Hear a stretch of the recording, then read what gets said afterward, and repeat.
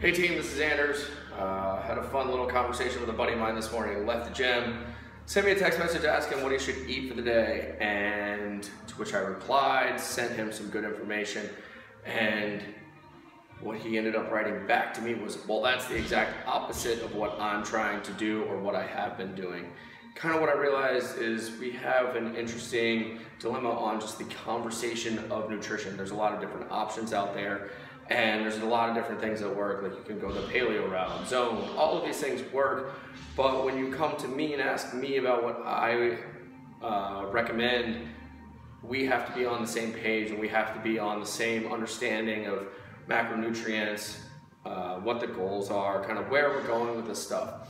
He's a real estate agent, and what I kind of compared it to was, hey, you just asked me, hey, I want to buy a house, what should I do?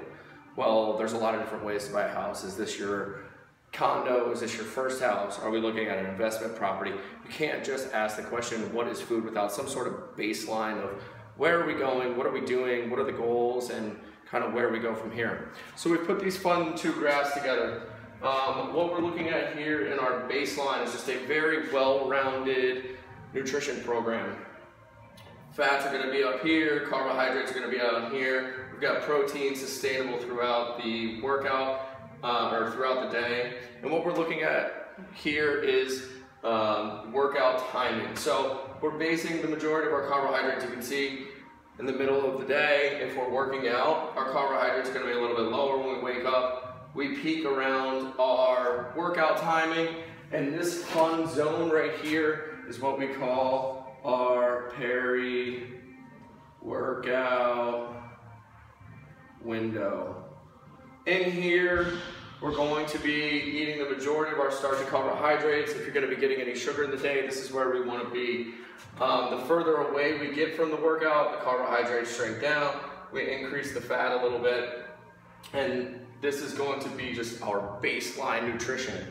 When we get into a more weight loss area, what we're trying to do here, we're going to lower the total protein, we're going to lower the total fat, and we're going to shrink this peri-workout window a little bit, so it's not going to be such a flowy thing as much as we want to have all these carbs in the hour before, hour after, and during our workout. Lowering the fat, lowering the protein is going to bring our caloric intake down a little bit, and then getting all of our carbohydrates in at that one time or in that peri-workout window is going to be really important. We're going to be able to control our hormones, our insulin levels a little bit better as we get further away by increasing the fat still, but we're going to be eating the majority of our carbohydrates in that window, and then as we get further away, that fat increases again. A couple of things that we really want to think about when we're talking about nutrition is the quality, quantity, and timing. The quality of food we're eating is going to be paramount. That's the number one thing. You can't eat a bunch of Twinkies and Ho-Hos and think that things are going to happen. Is it possible to find the secret order, recipe, formula for your exact body by eating those things and timing them perfectly? Yes.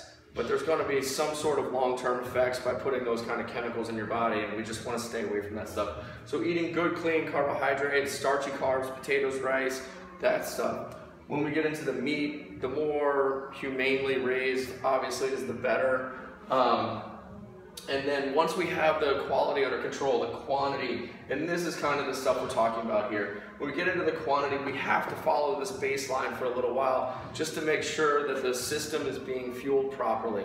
If we are in a caloric deficit, we're not going to ever be able to baseline and find out where we're supposed to be. The majority of time, when we get into this, you're not eating enough. You're training really hard, you're not eating the carbohydrates that you need, and you're going to be at a caloric deficit, so your body's constantly fighting in this starvation mode instead of running like an efficient machine.